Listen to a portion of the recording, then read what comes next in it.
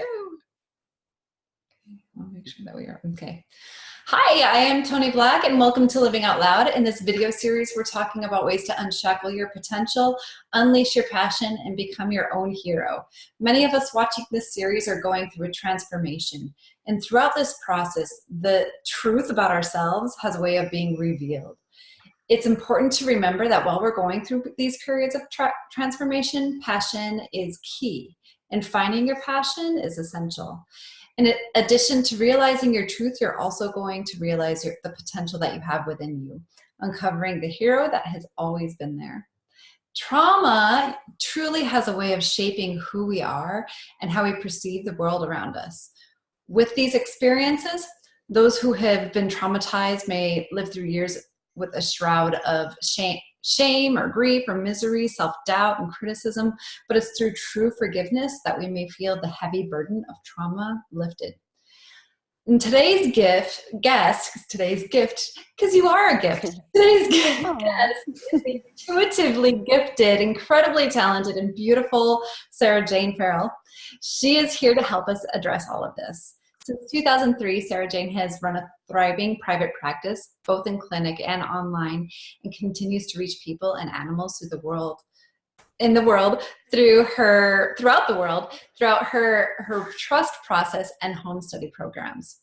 Fondly referred to as the trust doctor, part intuitive medicine woman, part science geek, she's just like me, part plan. She is on a mission to be the bridge between worlds and support people and animals return to trust, trusting they are enough by getting to the root cause of what caused the trauma and the symptoms of debilitating and misunderstood conditions such as PTSD, depression, anxiety, chronic fatigue, chronic pain, and much more. Through her own PhD of life experience with trauma and chronic disease, she knows the power of remembering who and what you are and why you chose to live in these chaotic times so that you can set yourself free to commit to loving and living out loud, full expressed in your own true divine nature. Sarah Jane's deepest desire is to empower people to be their own medicine woman and to leave the world a better place than we found it, one nervous system, one brain at a time, by educating, teaching, and helping people discover how they can become their own medicine. She is an optimist and a realist, an introvert and an extrovert, just like me, a seeker of truth and a lover of the natural world. And I think that there's a lot of people that are thinking just like me. So I love that about you. Welcome, Sarah Jane. Oh, thank you for that beautiful introduction. I'm always so thrilled and honored to be here and spreading and sharing the world about me too. You know, this is the time, isn't it? The year of the dog and women coming together and rising up and telling our stories in a powerful way. So thank you for having me. Oh, absolutely. I've got chills. I love having you on. I know the last summit, I just was buzzing. So I'm really happy to be doing a video interview with you this time. So because we can have this energy now. And I love following your work on Facebook, your website, through your emails. I feel absolutely aligned with every single thing you do, and I can't express enough gratitude for your work. So thank you. Yeah. So I'd like for you to tell us a little bit, for those of you who don't know, can you tell us a little bit about your story, what led you here, and what your hero's quest has been like? Gosh, how do I fit almost 6 decades into a little intro? I think you said it so beautifully when you introduced me. I think my life experience has been out in the field, in the field of shame, in the field of not enough, out of not trusting my intuition. And I think I always felt as a child that there was something missing from my life, you know, especially when I was young. Animals and nature were my friends because there was no judgment there. You know, they just allowed me to be myself and feel my emotions without making me wrong. And it's been a bumpy practice. I think I still feel like I have my training wheels on as the lies come up and as the projections and the triggers come up. That warring faction, I grew up in Zimbabwe, and I always find that really curious, that I've always chosen to be in a place, or actually being thrown here by the universe in places where there is either an external warring kind of energy going on, which of course has been an internal mirror of the lies and the limitations that so many people tell themselves, that it's not okay, that we don't live in a loving universe. And that's really been the story of my life, through brain tumors, through depression, through anxiety, through that whole thing of shame of not being enough, and how either we choose to live or we choose to die. And that was my turnaround about 18 years ago now, of being diagnosed with an inoperable brain tumor, and basically being told to get my affairs in life, and going, hold on a second, has my life mattered? You know, have I done what I've come here to do? And it was a big wake up call to go, you know what, get aligned.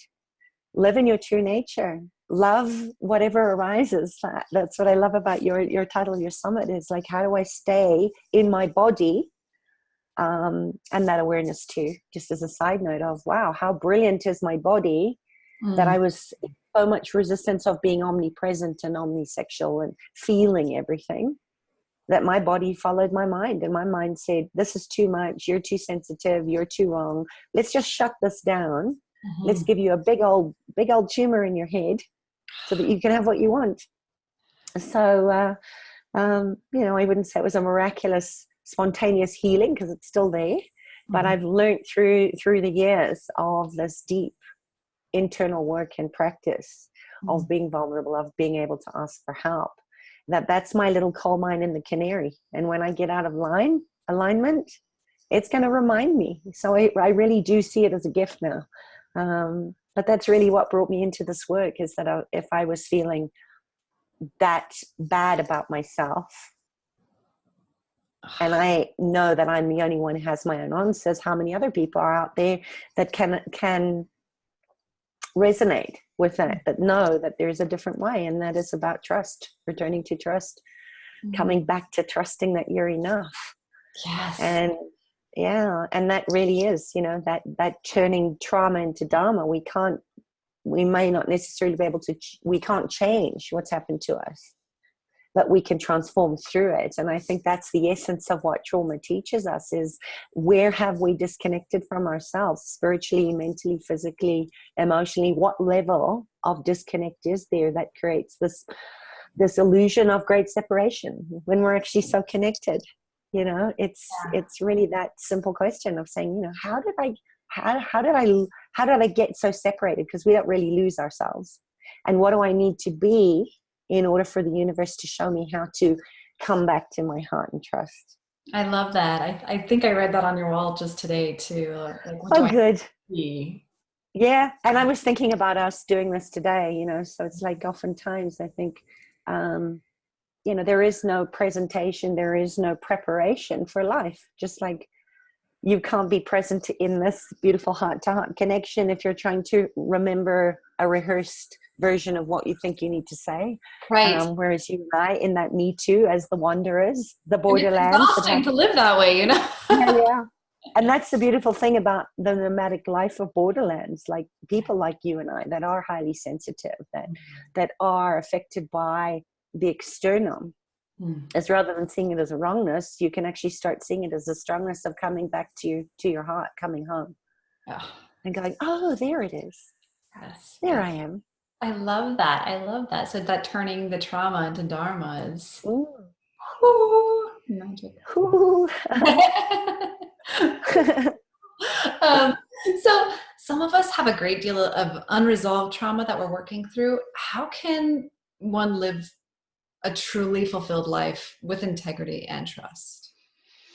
That's such a beautiful question, and it's something that I noticed that I loop in myself, and what animals have taught me. I'm so privileged. I get to work with lions and elephants in the great Kruger parks and the wild, and even horses, and my own cats and dogs have always sort of taught me that to be in the world in the way that animals experience the world is just to be fully present.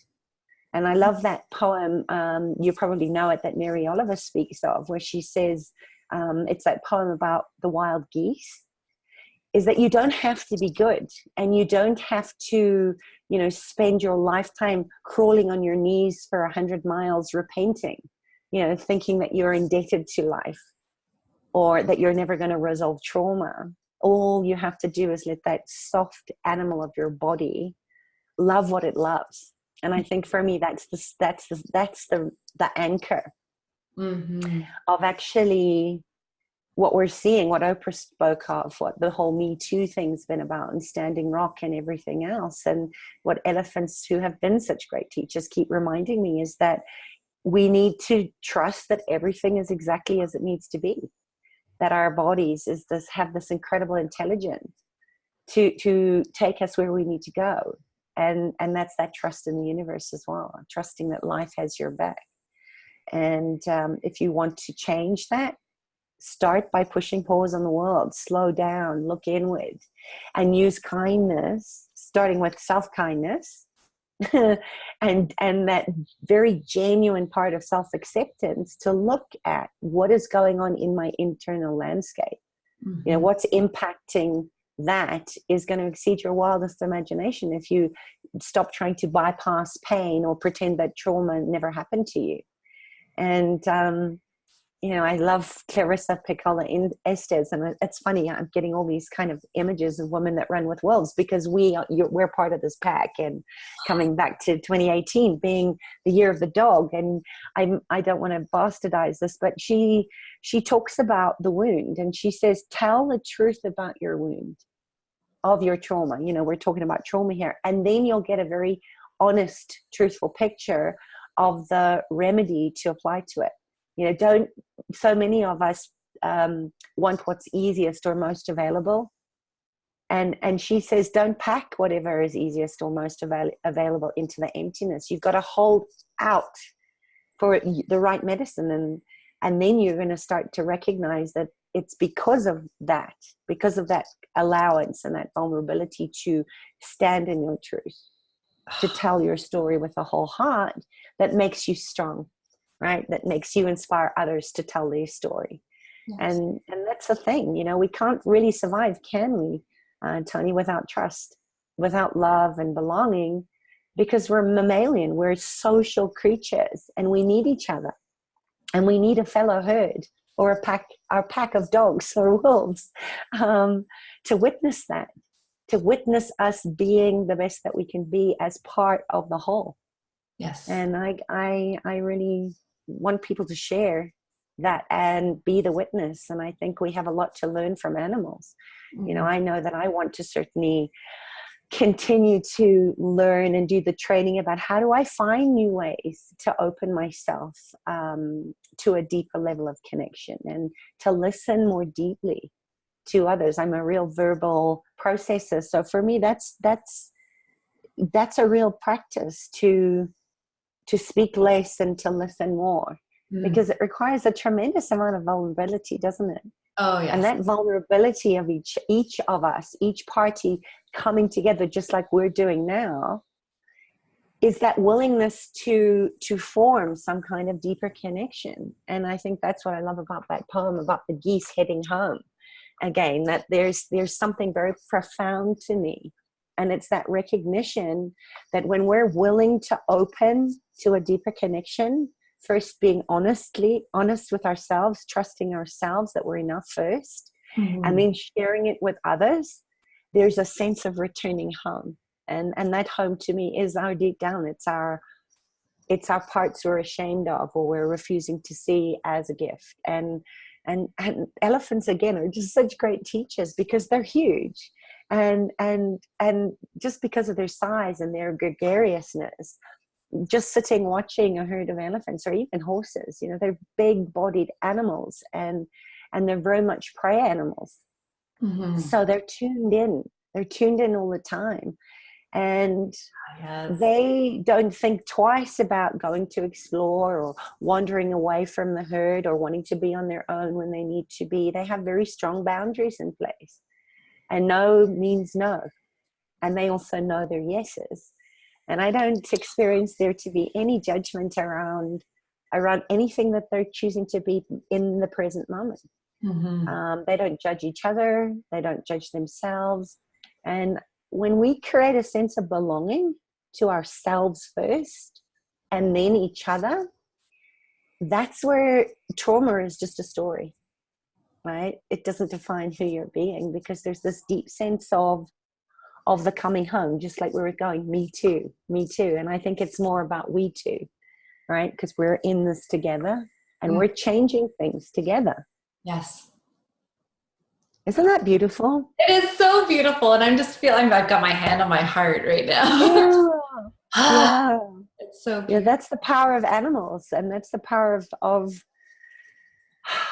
of being present. They remind us to be present all the time, and we go into all the projections of why we can't, all the excuses about why we can't, and there's so much where we withhold our love, withhold our generosity, because we've gone into all the reasons and justifications based on an outside issue or influence or a sign, something that was given to us, rather than looking at, you know what will the universe make of me today?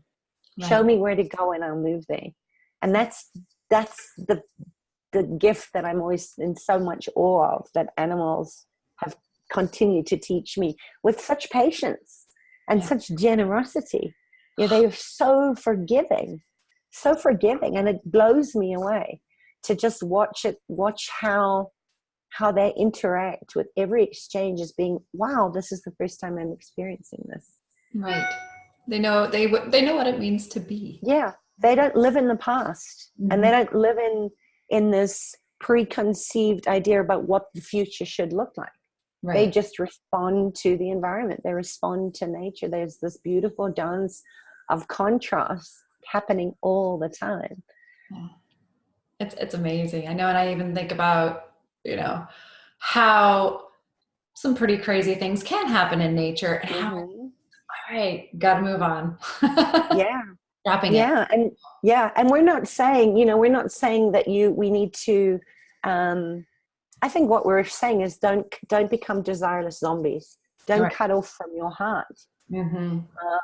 We just rescued this dear little cross labby collie from the shelter, and I keep finding myself, she's only been with us 2 days, but I keep finding myself going to a place of overprotection, of wanting to be there for her, because she had one of her back legs amputated. Ooh. And it's just happened. So, and she's suffered terrible abuse and terrible trauma that I can't even imagine. She's been starved beyond, she's just like a little skeleton, and she's only got one leg. So she's trying to navigate her way of shifting her balance to come into the world from today is a new day.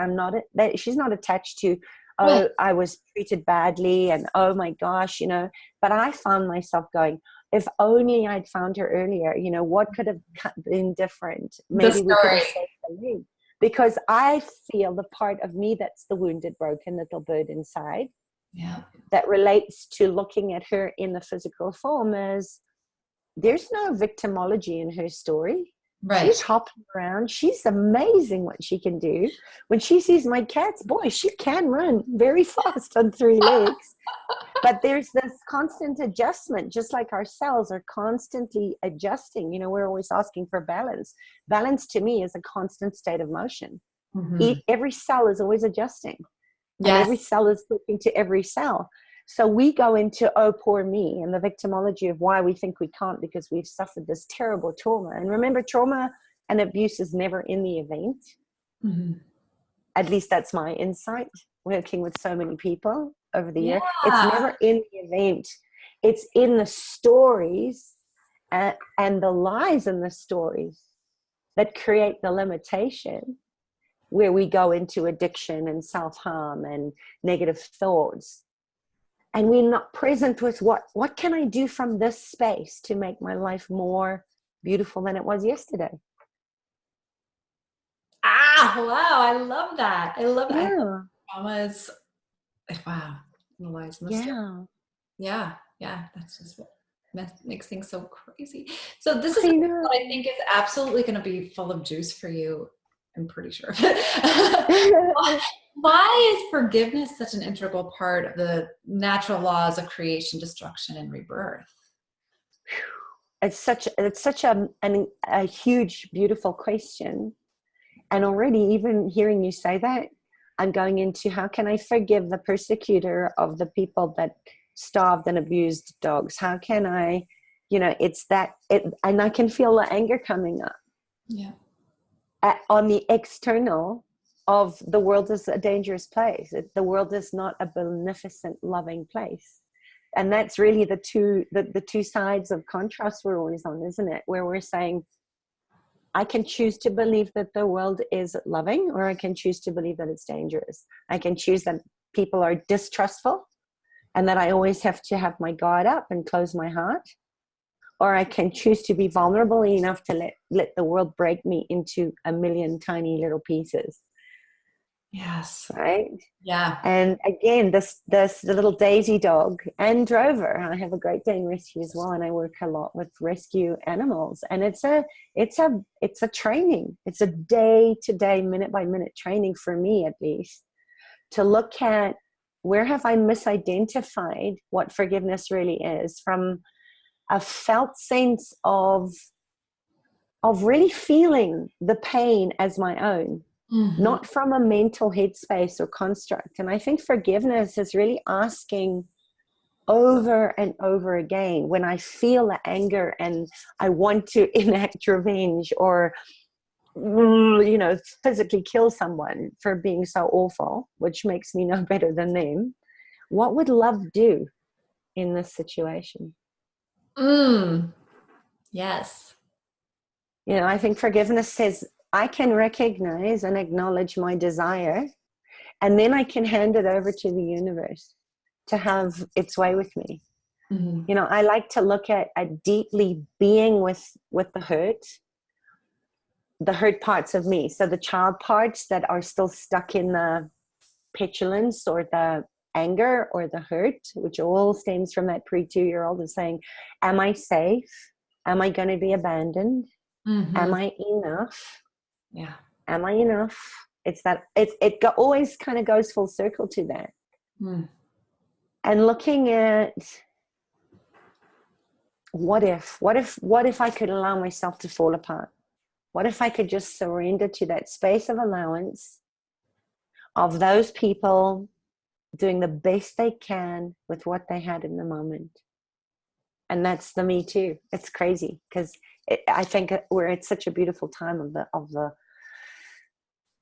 the raising of consciousness as women, especially, and men, but women, because we're women, of looking at, okay, so how do I, being here, choosing to be here in this time on earth, how am I going to contribute to returning to love and let go of this need to control, this need to please, this need to dominate over?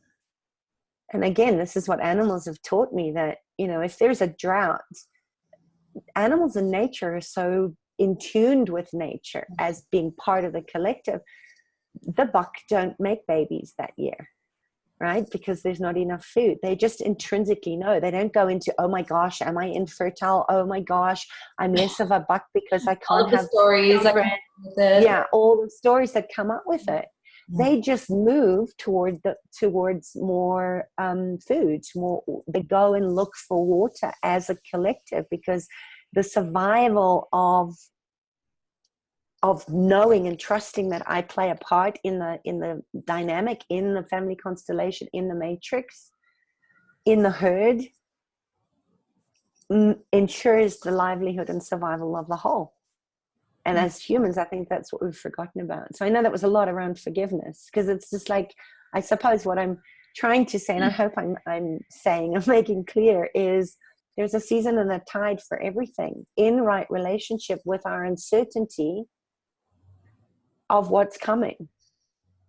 Yes, life's a struggle. Yes, we have to be aware of what's a true danger and what's not. Right. But if we're hardening our hearts and we're holding on to all the reasons and justifications why I have been such, and again, it's never about forgiving other people. It's about choosing to forgive for you. Yes. It's choosing to take your power back for you. Yes. Because the world needs you, and you cannot do that if your energy is fragmented and scattered all over the world, looking for something or the answers that are going to make you feel whole and complete. Right. Just as you are, scars, warts, and all. And Just as you yeah, like, just like the puppy. yeah, just like the puppy. You know, it's such a bittersweet reminder that trauma happens on all levels. Yeah. But she has no malice toward people. She has no reason to trust people. And yet she does. Here she is, wagging her tail, giving me puppy kisses, having this Great Dane stand all over her. And she feels like, wow, today is a new day. I get to show up and I get to live from the adventure of what else is possible. There's food, there's enough food. I don't have to go into that starvation mode of lack and scarcity. She's just shown me so much this weekend that I have been. There's so much meat in that. Yeah. On that for days. I love it. Yeah. I'm thinking, yeah. wow, my God. Yeah. And again, that's what animals do, don't they? You know, they show us they're in the present. They show us fear when they're not feeling safe. And they show us presence that the only moment we have is now. That's all we have. Yep. You know, they're not going into, oh no, I can't because this happened, or they don't get attached to a story. We think we're in the hierarchy of things at the top of the chain. I know, and I'm like, but this prefrontal is like, I want a prefrontal lobotomy, and this is what I love about my trust process, because it's about a space of no thinking, right? Nothing except the space and possibility. Just the idea of a hierarchy is just silly. Yeah. and yet as a supposedly evolved species, we're ranking worse than ever before. You know, an apple tree doesn't say it's more important than a pear tree. Right. It just goes, holy crap, I'm an apple tree. I'm connected into the waterworks with all the other trees, and all the other trees around me are showing me how to be a great apple tree, and they're holding and anchoring my roots, and we're all reaching for the sun because we know there's enough. And I'm going to make the best damn apples I possibly can with the water that's available and the nutrients in the air. And the gift back into nature is, I'm going to turn all your pollution, all your carbon dioxide, all of that, I'm going to hold that. It's not going to affect my apples and the quality of the sweetness of my apples, but I'm going to transmute that into beautiful, clean air for you to breathe. Right. I'm going to do the best that I possibly can as an apple tree. I'm an awesome apple tree. Yeah. It's so simple, and yet we make it so impossibly difficult. Yes. For ourselves. And the pointing of the fingers, and I'm like, why? Yeah. Make any sense? Yeah. I know. And that's what I love is one of my clients said to me the other day, she said, when am I going to come to my senses? And I said to her, what if you are so awake that you're judging yourself wrong because you are futuring a better world that doesn't exist yet? Mm-hmm. What if you could hold that as not a place of wrongness, but just looking at connection to what's important to you, and to know that you're not alone? Because separation for me is the greatest trauma. Truly. This idea that we are disconnected, it's pretty epidemic on the planet right now. It is epidemic, and I feel like it's one of those things that's kind of contributing to the I'm an introvert. Yeah. And then it cuts people off from others, and it makes it really difficult to form those deeper connections with other people. Yeah. Just to say, I'm an introvert, it's okay, I'm going to go home. Yeah. And I know lots of introverts that actually are creating amazing things in the world. Yes. Because when we unhook from that, I mean, you wouldn't believe I'm pretty shy myself. I can either be the extrovert, like we're saying, it's like it's that dance of when I feel safe enough to show up, I can be present. Mm-hmm. But when when the energy isn't kind around you, I mean, how many times, I know I've done that. You walk into a room full of strangers at a wedding or an event or something, and I feel myself getting really contracted and my heart starts beating, and I'm looking for the exit strategy already. I'm looking for all the ways I can disappear. And how if animalistic. it doesn't, yeah, if it doesn't feel safe. I mean, that's the prey aspect of our psyche. We're Right. both predator and prey. Mm-hmm. So it's like, why would we not listen to that? Why would we negate our instinctual nature, Right. our animal body, that soft-bodied creature of ours, and say, it's okay. You can be peaceful here. I've got this. Right. That's the beauty of trust. I've got you. You can be peaceful here. Right. Right. I know we have to do a whole lot of self-care to get to that point. I know. Yeah. Yeah. Yeah. And I don't think we ever stop, do you? I think it's a constant unraveling and a bringing home those parts and pieces of us that are still going, I don't want to come because it doesn't feel good. Oh, definitely. And finding that tribe for sure. Finding those people that you connect, that you can form those deeper relationships with. That's hugely important. And I'm just thinking about what you said about the introvert thing. It's just like, isn't it beautiful how it can be beautiful and also brutal? Mm-hmm. How we put so much meaning making on words.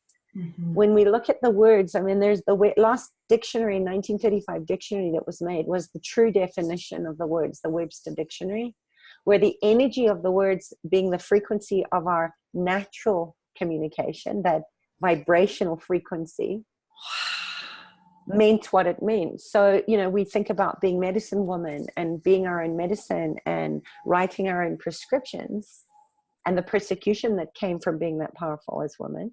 Mm-hmm. What are we spelling into the world with the words that we think mean something, but are actually on the inside of it are the opposite energy? Oh, yes.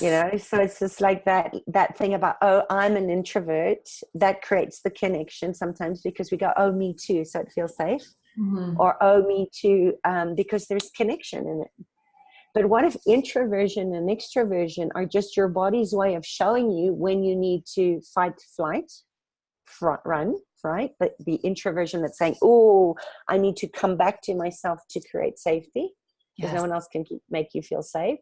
And the extroversion is the predator aspect that's saying, go run. Mm-hmm. Smorgasbord, the menu of life is open. Yeah. Plug that's in. So beautiful. Plug in your avatar tail. Yeah. And have as much as you want because there's no scarcity here. Eat until you're full and then know when you have enough. Right. And I feel like there's seasons that go along with that. I know that during the summer, I definitely, all of a sudden, I'm an extrovert. Because life comes out, everything blooms, everything is outward. Mm-hmm. And there's also this rest and digest stage in summer.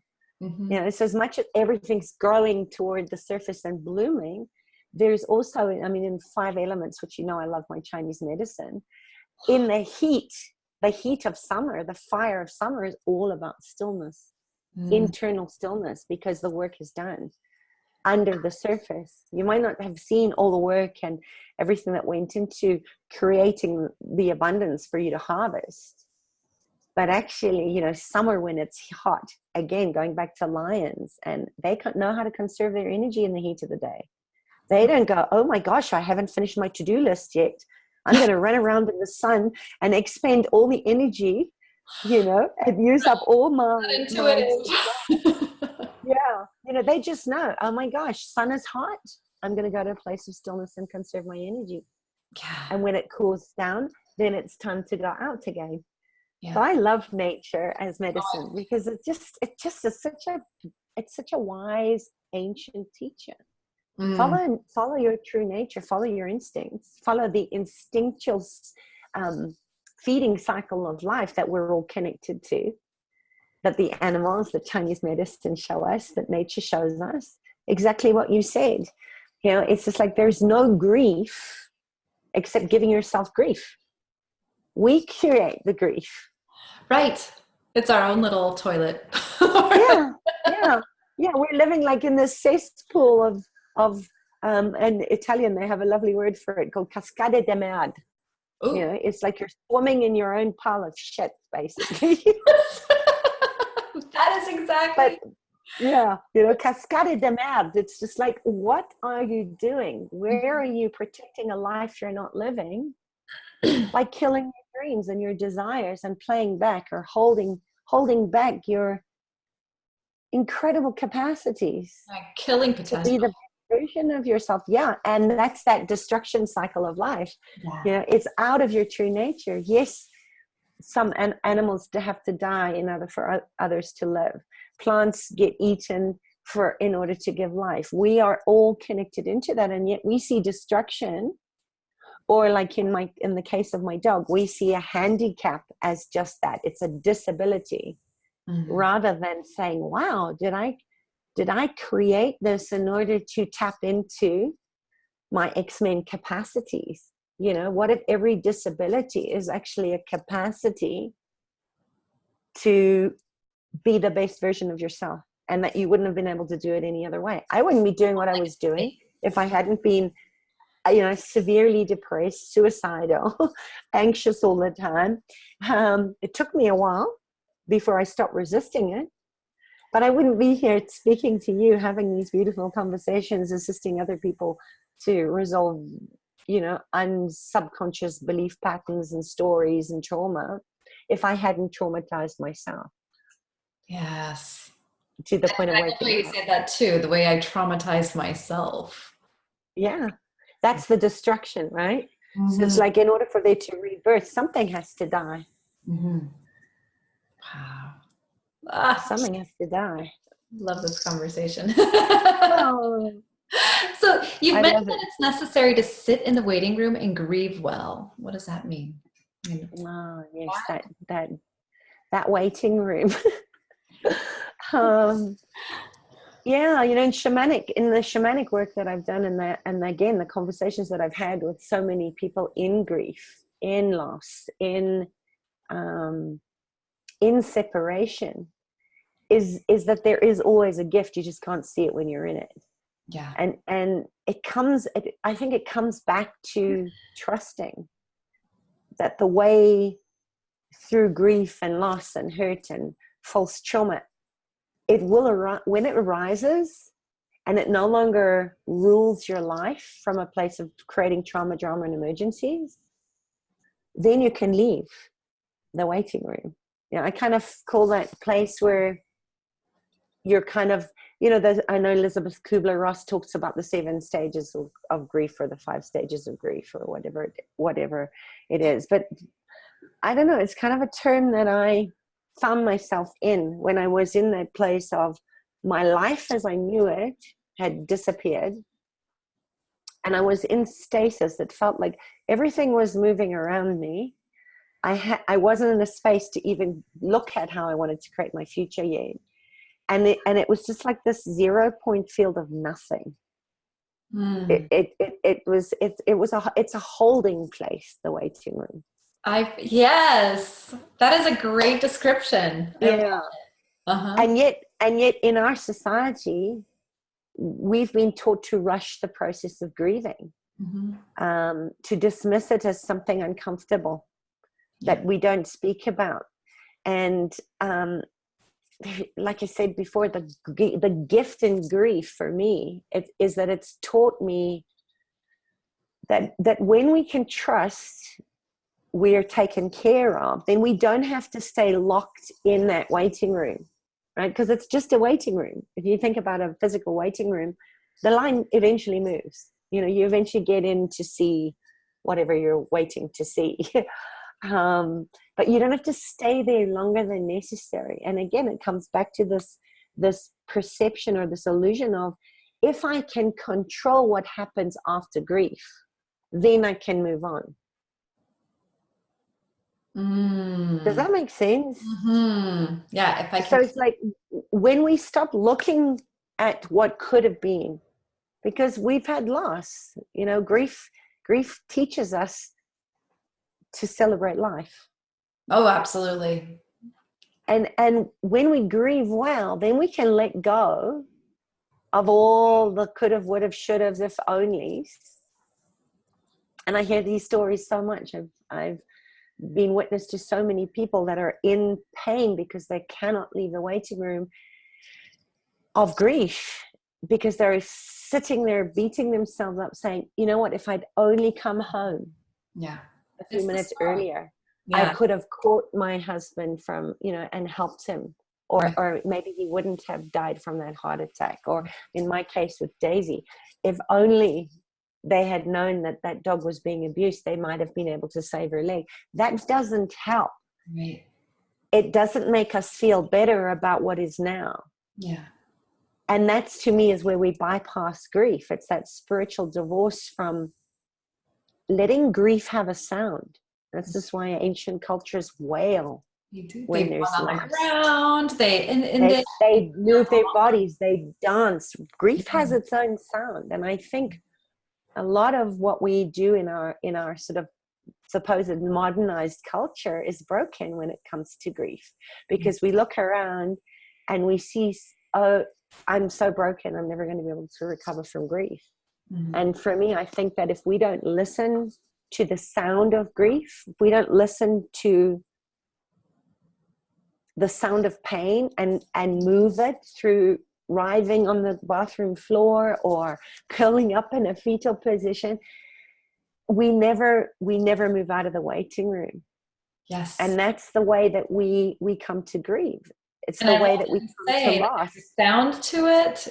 Yeah, It's the yeah, sound, and it's inside the body as well. And yeah, married yeah, is yeah. I mean, have you ever had one of those moments? I know that I've had moments of wailing in my grief oh yes. that sounded so primal and so raw that I actually stopped myself in the grieving process and put myself back unnecessarily in the waiting room, because I was afraid of the wildness of that something that primal was coming out of me.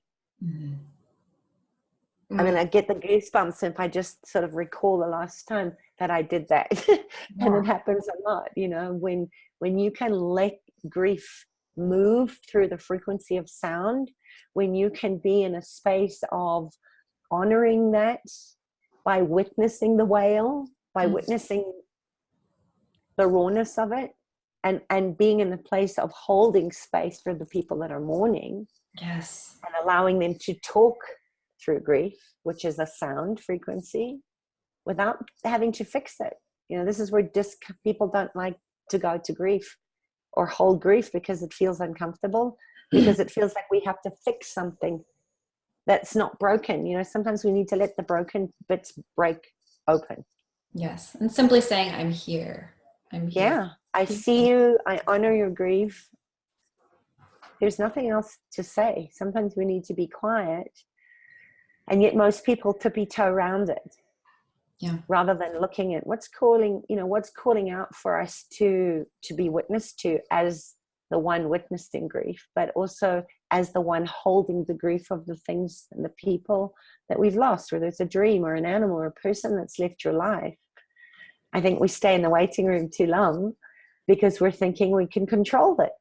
Yeah. If I could just control his behavior, says the scorpion to the swan to the scorpion, instead of looking at, oh my gosh, a scorpion is a scorpion. It's going to sting me, regardless of my good intention. Scorpion. Yeah. Then you can stop pretending to be something that you're not. Mm-hmm. And then you can awaken to your instinctual nature to trust. Yeah.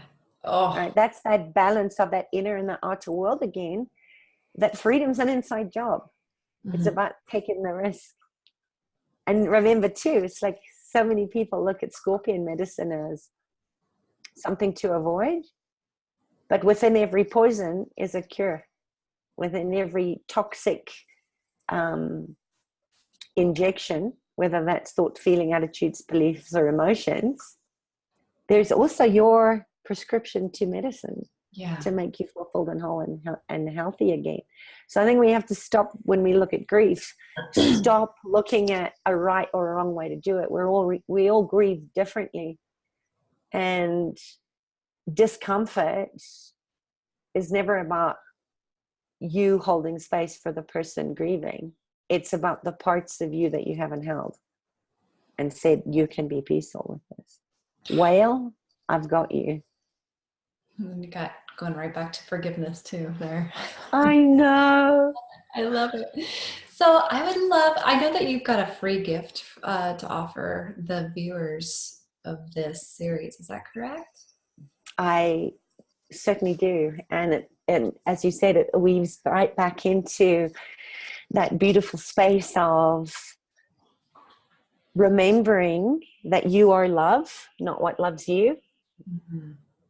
And if you don't know that the opposite of love is not hate, the opposite of love for me is unlove. It's where am I being so unloving to myself that I can't hold my space, everything we've talked about today, to let grief wail, or to let forgiveness get angry, and to come back home to my heart. So I'm gifting your audience just a very short but very powerful, I think it's about 10 or 15 minutes forgiveness meditation.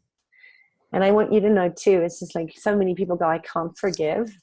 But it's an incredibly interesting process, even when I still do it today, and I choose somebody like Trump, or in your country, or Mugabe, who sort of massacred millions of people in Zimbabwe. And I had a whole story there with my life in Zimbabwe and having to leave. I find it still to this day very, very hard to even go into that process of that forgiveness meditation. But something shifts. So remember, I'm not saying you forgive the behavior.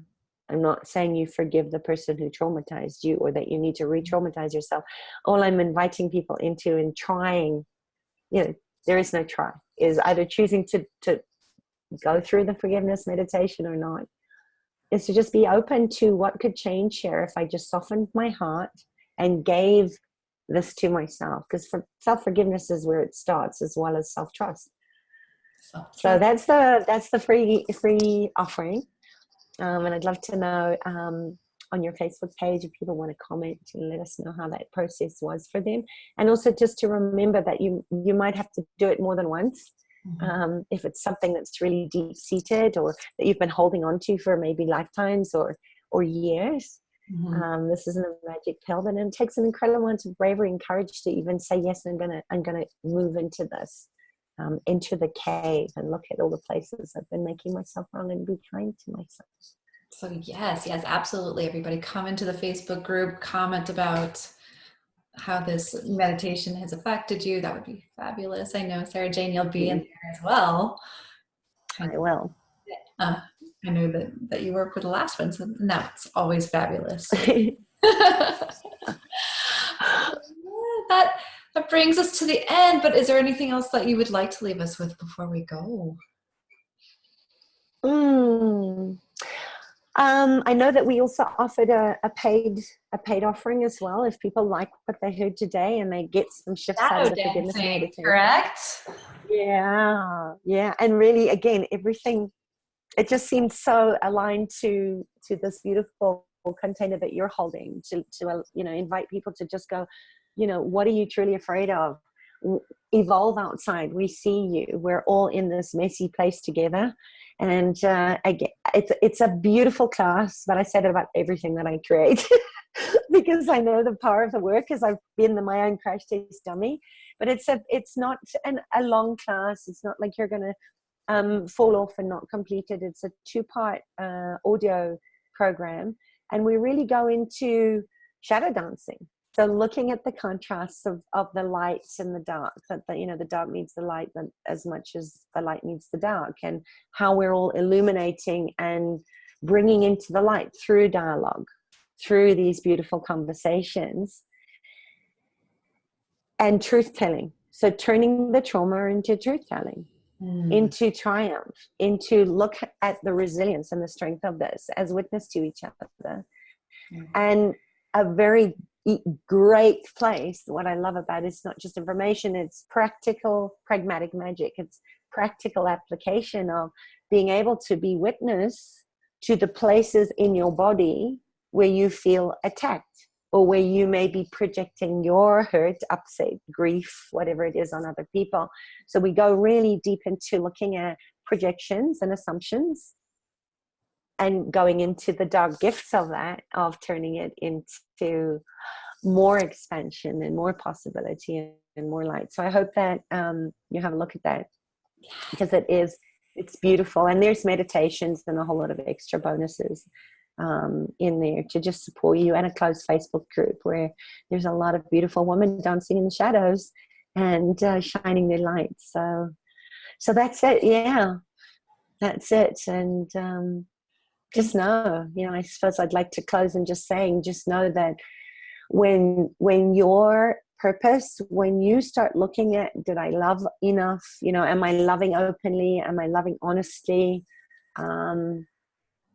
When you start to look at what you're living for, then the past trauma and the pain of what is holding you back just liquefacts. It just goes back into that beautiful place of living out loud and trusting that you're enough. That's where trust grows. So trust that you're enough. You have your own unique frequency. You have your own unique way to bring yourself to the world. And we need your heart. We need your creativity. And I, for one, and I know Tony as well, we're here to honor and celebrate your connection. And I celebrate your connection to us on this platform and to me. So please, as Mary Oliver says in that poem, announce to the world your place in this beautiful big family of all things that is, and just trust in yourself, right? Because you've got it, and we need your special gifts. We do. Thank you so much, Sarah Jane. Oh, thank you. It's been, as always, a beautiful, heart-opening conversation, and I really appreciate you, Tony. Oh, I appreciate you too. And we also appreciate everybody who is watching today. I want to invite you to watch all of the other videos that are here in the Living Out Loud series. And until then, I'd like to invite you to keep living out loud.